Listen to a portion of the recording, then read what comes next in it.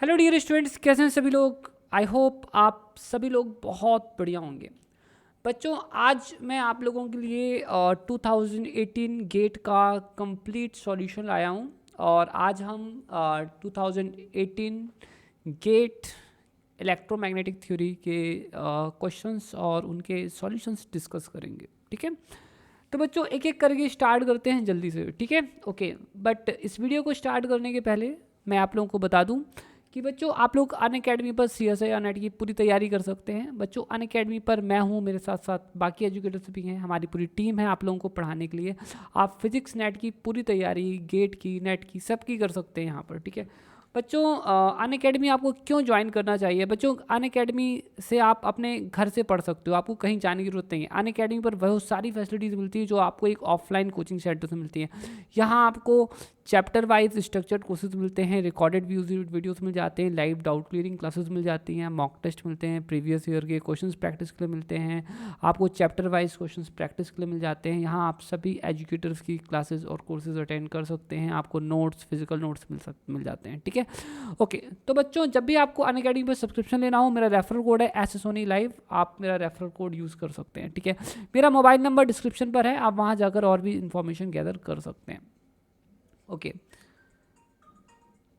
तो बच्चों चलिए अब अपन बिना ज़्यादा टाइम लिए जल्दी से स्टार्ट करते हैं। ठीक है, let's start without taking any more time. Okay, so बच्चों सबसे पहले है हमारे पास क्वेश्चन नंबर 1।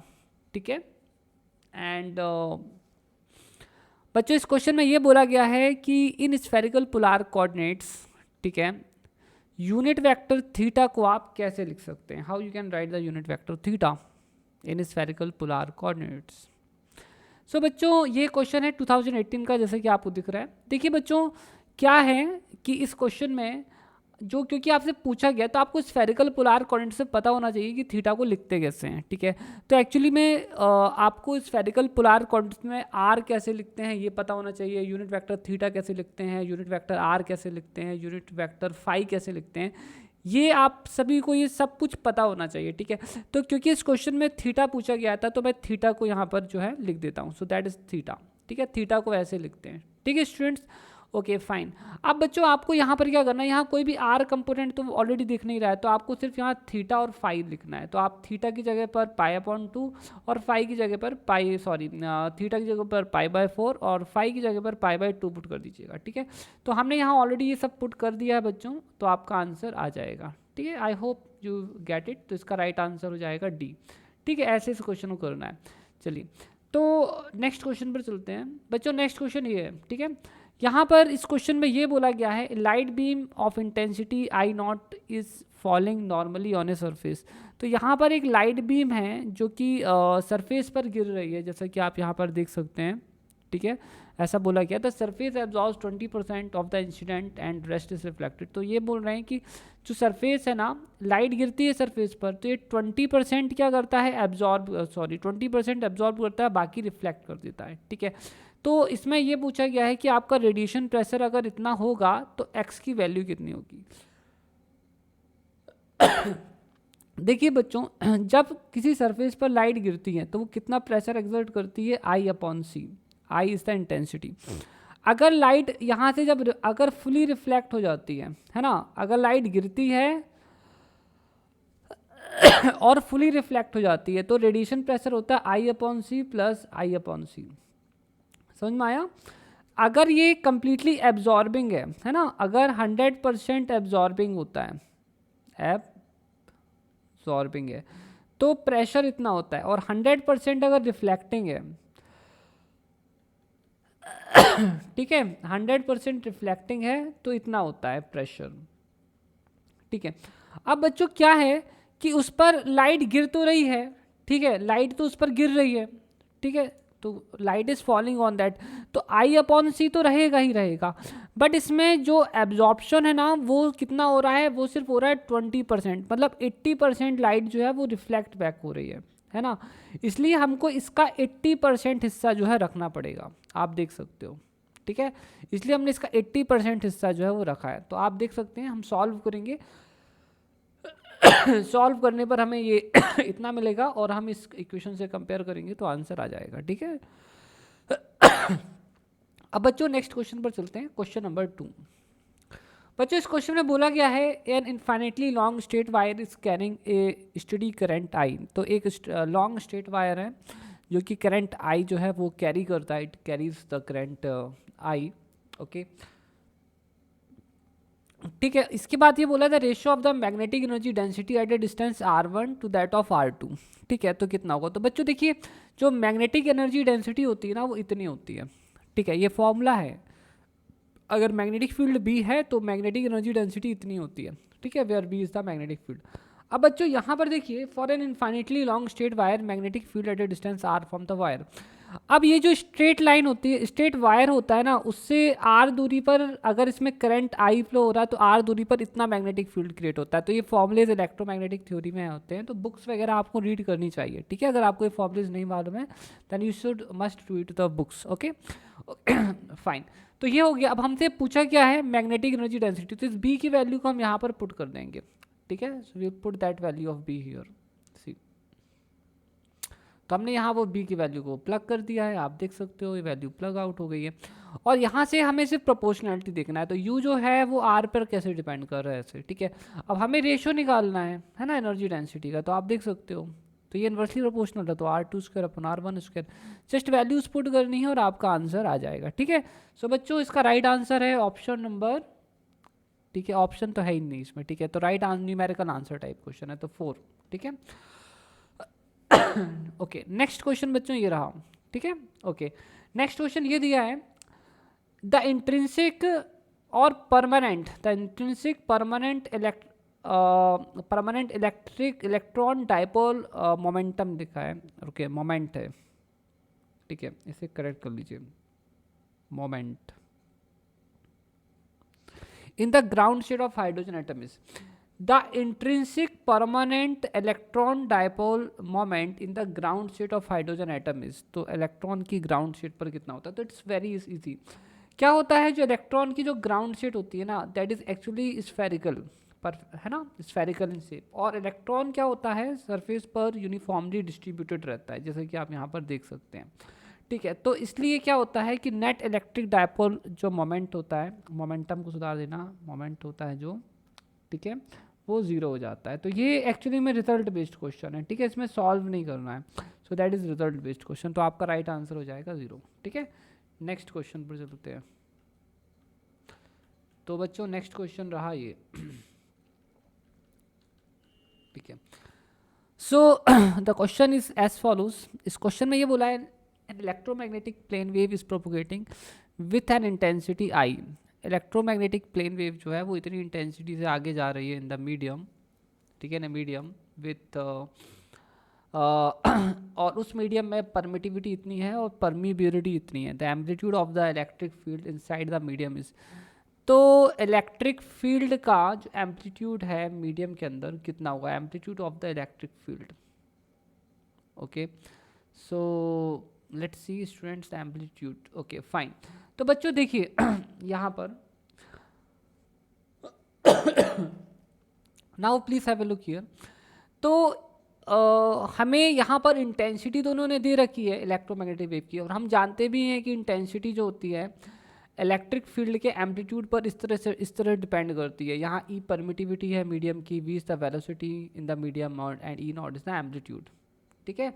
और ई जो है डेल्टा जो है, ठीक है, ओके वेट, ठीक है, is the amplitude of, okay so that is of, ठीक है, मिस टाइप्ड हो गया, is the amplitude of the electric field, okay fine.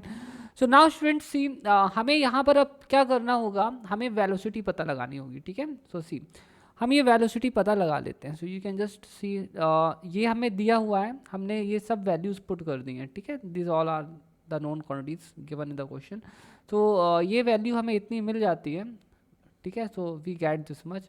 तो इससे हमें होता है क्या बच्चों, जैसे हमें आप देखेंगे कि ये मिल गया, ठीक है, तो इससे हम अब हमारी इंटेंसिटी निकाल सकते हैं। इंटेंसिटी का फॉर्मूला ये दिया हुआ है ना, यू कैन सी दैट तो यहाँ से हम अपनी इंटेंसिटी निकाल सकते हैं। तो इंटेंसिटी में v की ज़रूरत होती है, ठीक है। तो आप ये देखेंगे कि हमने इंटेंसिटी के फॉर्मूले पर वैल्यूज़ पुट की हैं। अब यहाँ पर आप देख सकते हो कि जो ये ई नॉट है ना, यही तो हमें निकालना है, ठीक है।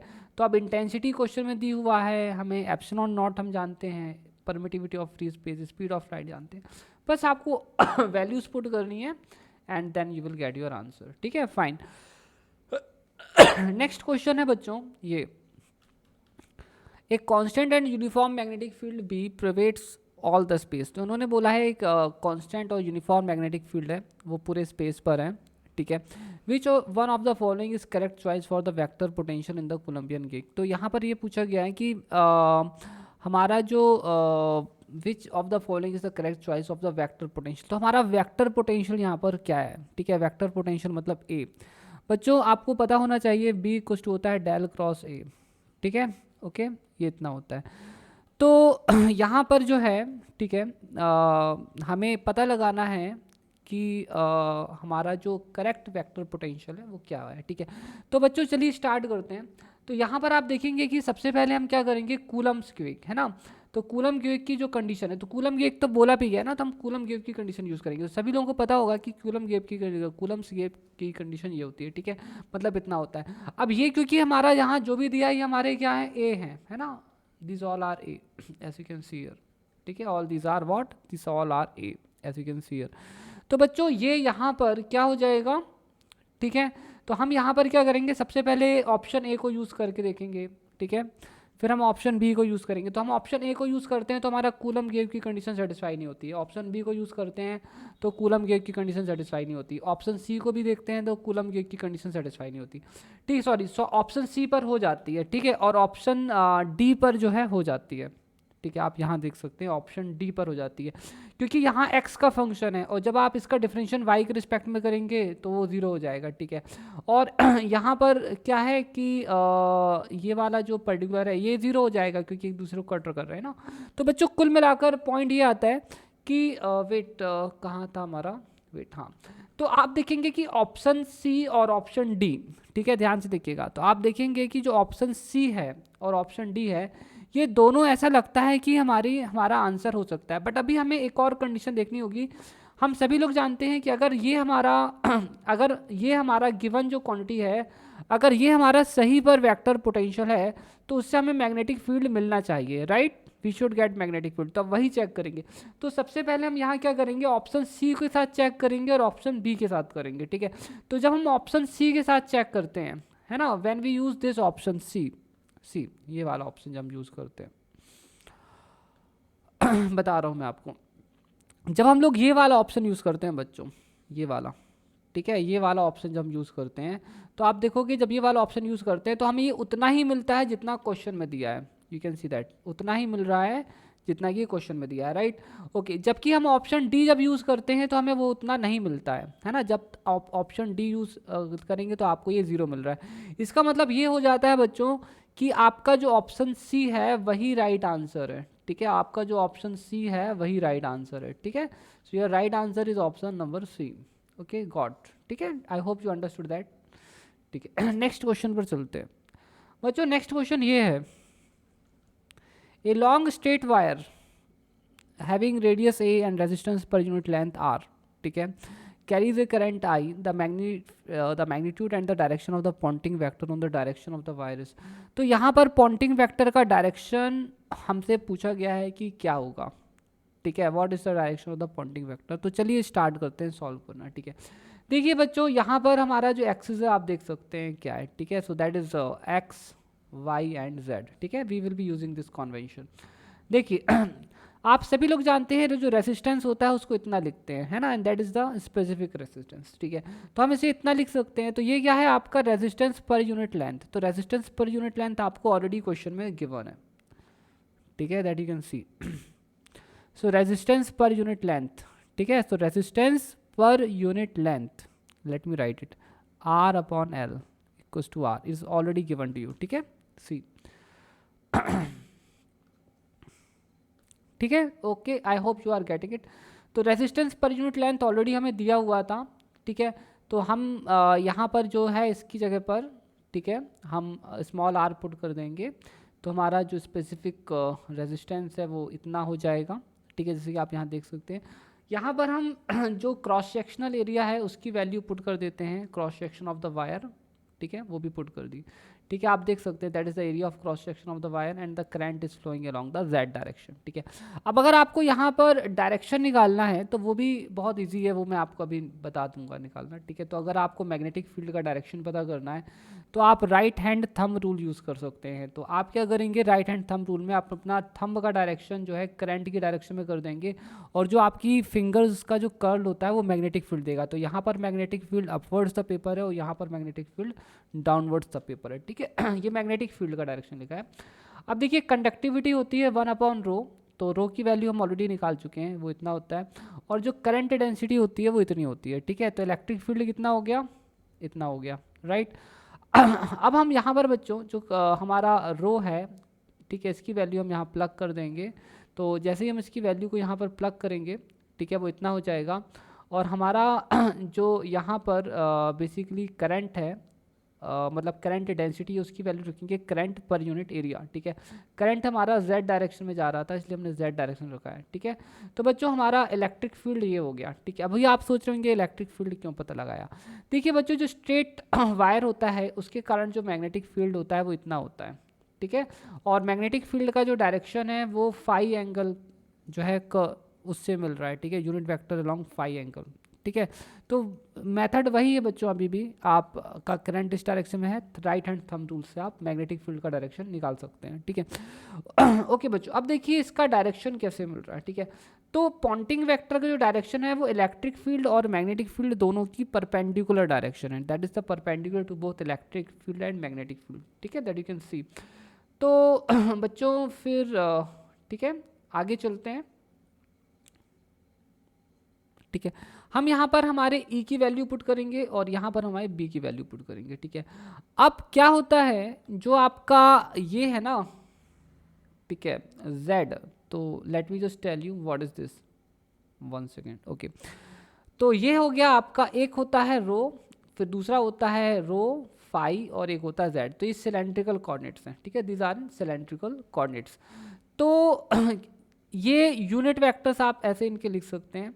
तो आपका rho unit vector cross phi that is equal to होता है Z, ये साइक्लिक ऑर्डर में चलता है, ठीक है। और अब अगर आप करेंगे फाई क्रॉस Z तो आपको मिलेगा रो, ठीक है। बट आप यहाँ पर क्या कर रहे हैं, Z क्रॉस फाई कर रहे हैं, that is why you are getting minus rho, ठीक है। So I hope you are getting, ठीक है। तो ये हमको इतना मिल गया students, hope you got it, ठीक है। और अब आप यहाँ पर देख सकते हैं कि आपका जो S है, ठीक है, दैट यू कैन सी, तो आपका S की वैल्यू इतनी आ गई है। तो आपका जो S है वो इस डायरेक्शन में है, मतलब अब हमारे कहने का मतलब ये है बच्चों, देखिए मैं आपको यहाँ पूरा का पूरा बता देता हूँ। सो that is your Z direction, ठीक है। तो जैसे यहाँ कोई भी पार्टिकल है तो इसका ये हो गया, ठीक है, ठीक है। सो दैट इज Z, ठीक है, X Y, ठीक है। यहाँ जो एंगल बनता है that is phi and that is your rho, ठीक है। और ये आपका वायर था, for your information let me tell you this is your wire, ठीक है। तो ऑब्वियसली बच्चों जो आपका पॉइंटिंग वेक्टर है वो वायर के सरफेस के परपेंडिकुलर है और इनवर्स है। So the Poynting vector on the surface of the wire has this much of the magnitude, it is perpendicular to the wire and the perpendicular to the axis of the wire and it's pointing inwards the wire on the perpendicular inwards to the wire, okay. So I hope students you understood that, ठीक है। Next question है बच्चों ये वाला, okay कितने questions बचे हैं बच्चों अपने, ओके ठीक है। See next, consider an infinitely long solenoid with n turns per unit length, okay, ठीक है, the radius R and carrying a current I. तो बच्चों सोलेनॉइड आप जानते हैं कॉइल टाइप स्ट्रक्चर, ठीक है, carrying a current I, it is given, ठीक है, alpha is constant, omega is the angular frequency, okay, ठीक है। The magnitude of the electric field at the surface of the solenoid, तो हमें magnitude of electric field निकालना है on the surface of the solenoid, okay. See तो बच्चों यहाँ पर देखिए मैक्सवेल इक्वेशन जो है, ठीक है, Maxwell Faraday equation, that means first equation, that you can see that कि वो इतना होता है, ठीक है, that you all know quite well, right. Okay, तो अब यहाँ पर हम क्या करने वाले हैं, so what we are right now going to do,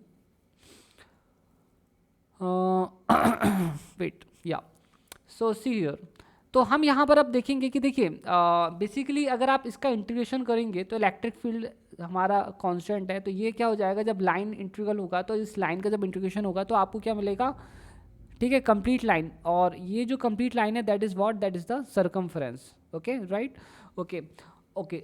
अब यहाँ पर हम आ जाते हैं इस पर, है ना। अब ये जो इंटीग्रेशन है एक्चुअली में एस के सरफेस कोऑर्डिनेट्स के रिस्पेक्ट में हो रहा है, तो ये बाहर आ जाएगा, और जब आपका इतना होगा इस चीज़ का, इस एरिया का जब इंटीग्रेशन होगा तो आपको क्या मिल जाएगा, cross sectional area of the solenoid, है ना।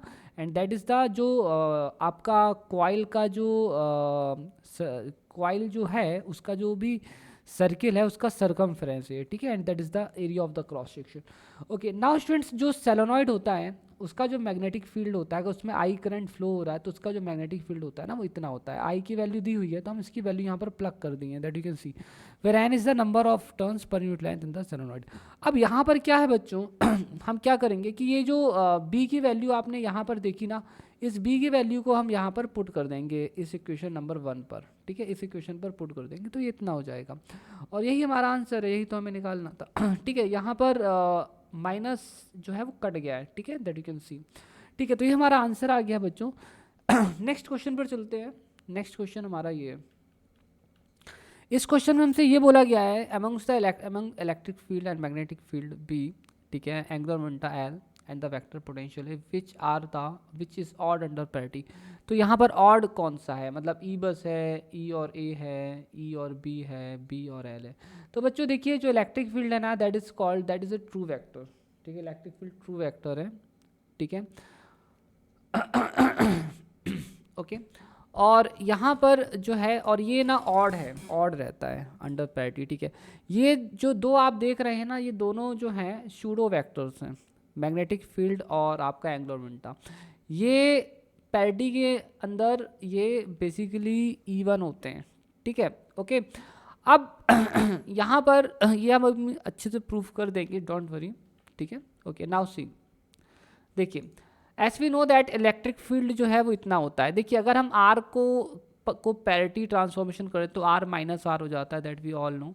तो ये क्या हो जाएगा, पैरिटी भी माइनस हो जाएगा, हम पैरिटी इस पर ऑपरेट करेंगे तो ये भी नेगेटिव हो जाएगा, मतलब parity is odd under parity, ठीक है। मैग्नेटिक फील्ड को देखिए, एल आपका, एल की पैरिटी ऑड होती है, इसकी पैरिटी ऑड होती है, तो इसकी जो पैरिटी है वो क्या हो जाएगी, इवन हो जाएगी, ऑफ कोर्स, ठीक है। अच्छा, तो B has even under the parity. अब एंगुलर मोमेंटम को देखिए, अब angular momentum is equal to है आर क्रॉस पी, तो आर जो है उसकी नेगेटिव पैरिटी है, पी जो है उसकी भी पैरिटी आपकी नेगेटिव है, आप देख सकते हो, ठीक है, okay. So that you can see here, it's quite simple, तो एंगुलर मोमेंटम की भी पैरिटी इवन है, ठीक है। और जो डेल ऑपरेटर है, ठीक है, इसकी पैरिटी जो है ऑड होती है, और ये जो है इसकी पैरिटी ऑड है, that is has odd parity, तो ये बी जो है उसकी इवन पैरिटी हो जाती है, ठीक है। तो I hope students you have understood this. तो इसका जो राइट आंसर है वो हो जाएगा, ठीक है, ऑप्शन बी, ठीक है। तो इसमें पूछा गया था कि ऑड पैरिटी किसकी है, तो ऑड पैरिटी है आपकी ई की और ए की, ठीक है। बी और एल तो सूडो वेक्टर्स हैं, इनकी नहीं है, इसकी है इसकी ऑड पैरिटी है, इसकी नहीं है, तो ऑप्शन ही गलत हो गया, ये तो ऑड पैरिटी है इसकी, ठीक है, okay. So which has odd parity, ठीक है, तो ये इसका बेस्ट आंसर है, ई एंड ए, ठीक है। So that is the best answer, E and A, ठीक है। ई है बट ए भी है ना, तो बेस्ट आंसर यहाँ पर है ए मतलब बेस्ट आंसर है B, E and A. I hope students this is all clear to you. Thank you for watching till now. Okay, bye bye, take care.